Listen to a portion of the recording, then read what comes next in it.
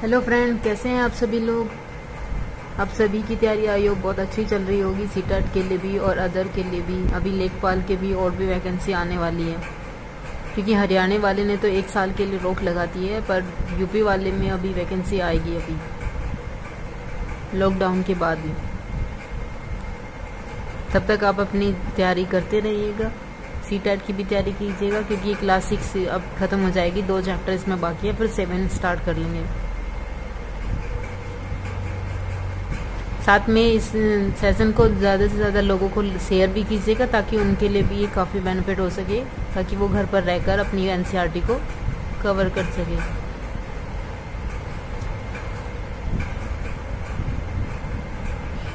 इसके साथ साथ अगर कोई आप लोगों को प्रॉब्लम है या कोई डाउट है जो समझ नहीं आ रहा है, या फिर और डीप समझना चाहते हैं, तो उसके बारे में भी बताइएगा अगर आप लोगों को पढ़ना है।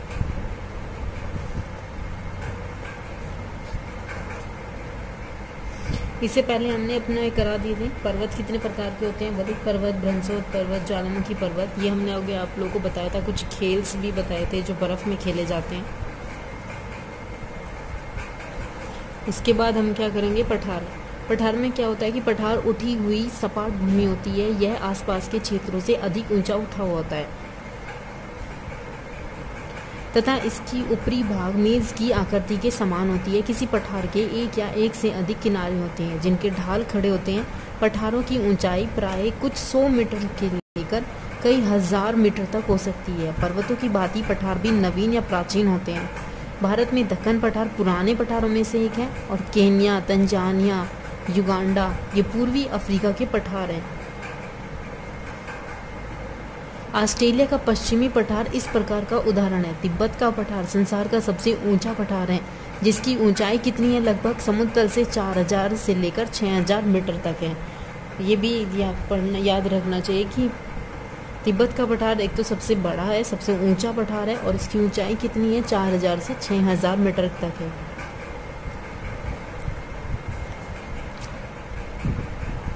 जैसे यहाँ पे कुछ चित्र दिखाया गया है जिसमें पठार का चित्र है।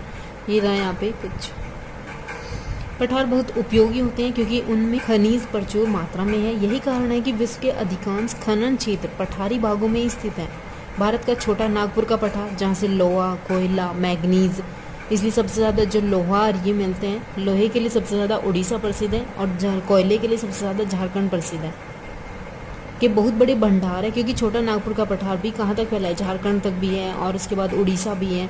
इसलिए अफ्रीका का पठार सोना और हीरे के खनन के लिए प्रसिद्ध है, जो विश्व में सबसे ज़्यादा है। पठारी क्षेत्र में बहुत से प्राकृतिक जलप्रपात होते हैं, क्योंकि यहाँ नदियाँ ऊंचाई से गिरती हैं। छोटा नागपुर पर स्वर्ण रेखा नदी पर हुंडरू जलप्रपात है।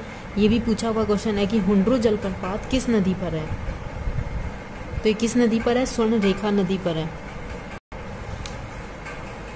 उसके बाद कर्नाटक के जोग प्रपात। भारत के इस प्रकार के जलप्रपातों की उदाहरण है। लावा पठार में काली मिट्टी प्रचुर मात्रा में होती है,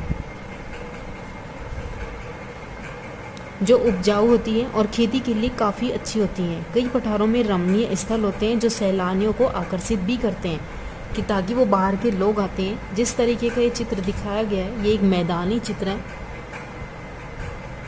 कितना हरा भरा है ये।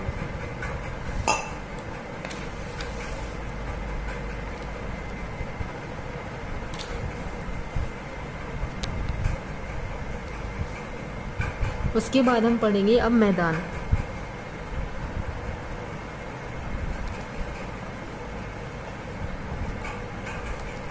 मैदान क्या होते हैं, मैदान धरातल से सबसे अधिक समतल भाग होते हैं। इसमें ये सामान्यतः मध्य समुद्री तल से 200 मीटर से अधिक ऊंचे नहीं होते।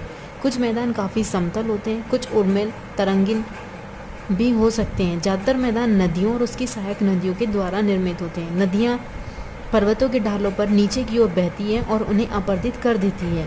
वे अपरदित पदार्थों को अपने साथ आगे की ओर ले जाती है।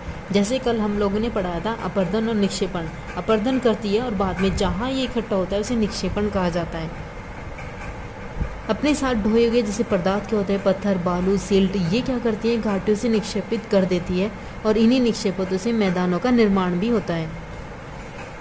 सामान्यतः मैदान बहुत अधिक ऊंचाई उपजाऊ होते हैं। यहाँ परिवहन के साधनों का निर्माण करना सरल होता है, इसलिए ये मैदान संसार के अधिकांश जनसंख्या वाले भाग होते हैं। जैसे गंगा का अगर क्षेत्र की बात करें हम, गंगा वाले पार्ट में सबसे ज़्यादा जनसंख्या निवास करती है।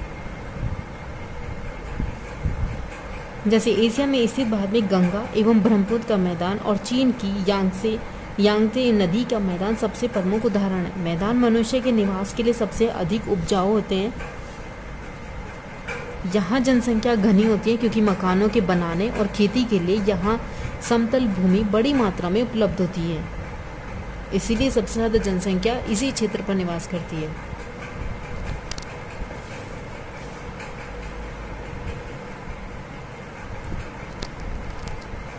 उपजाऊ मिट्टी की वजह से यह खेती के लिए उपयुक्त होता है। भारत की गंगा का मैदान देश में सबसे अधिक जनसंख्या वाला क्षेत्र माना जाता है।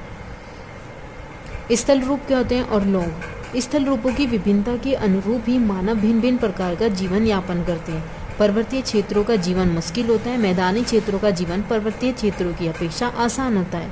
मैदानों में फसलें उगाना, घर बनाना, सड़कें बनाना पर्वतीय क्षेत्रों की तुलना में बहुत अधिक सरल है। ये भिन्न भिन्न प्रकार के इलाकों पर रहने वाले लोगों को रहन सहन के तरीके में कुछ अंतर होता है। क्या आप इन अंतरों को बता सकते हैं? कभी कभी कुछ प्राकृतिक आपदाएं भी होती हैं, जैसे भूकंप आना, ज्वालामुखी, तूफान, बाढ़ कुछ विनाश कर देते हैं।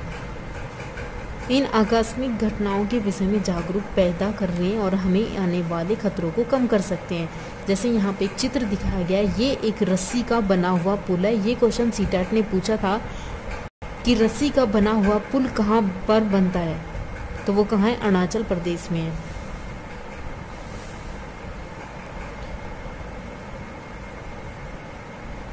हमें पता है कि हमारे आसपास के क्षेत्र कैसे होते हैं, क्षेत्र में क्या लगा सकते हैं। स्थल का प्रयोग गलत तरीके से करते हैं, जैसे उपजाऊ भूमि पर मकानों का निर्माण करना।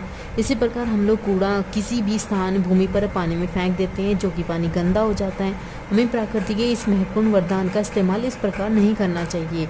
उपलब्ध भूमि केवल हमारे लिए ही उपयोगी नहीं है, बल्कि हमारा कर्तव्य है कि हम आने वाली पीढ़ी के लिए धरातल को सुरक्षित रखें। इसीलिए सस्टेनेबल डेवलपमेंट का सबसे ज़्यादा वो हो रहा है, ताकि हम आने वाली पीढ़ी के लिए भी सुरक्षित रख सकें।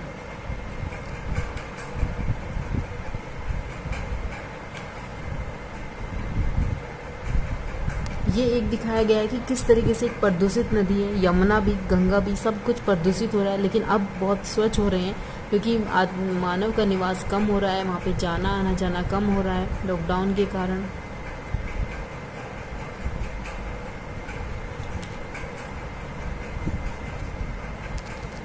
यहाँ पे कुछ चित्र दिखाया गया, जैसे वेल्लम है, पहाड़ी क्षेत्र है, कुछ असम वाला क्षेत्र है, कुछ मैदानी क्षेत्र है। इसके साथ फिर इस चैप्टर के क्वेश्चन है यहाँ पे, उनको भी कीजिएगा, इससे यहाँ पे चैप्टर भी समझ में आ जाएगा। और इसके साथ फिर आप पुराने प्रीवियस क्वेश्चन करेंगे तो और भी अच्छा रहेगा। इसमें कुछ क्वेश्चन है, इनको ज़रूर कीजिएगा।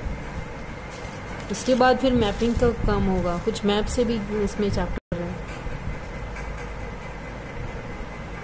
इसको भी पढ़ाएंगे। आई होप कि आपको पसंद आएगा। इसको लाइक भी कीजिए और ज़्यादा से ज़्यादा शेयर कीजिए।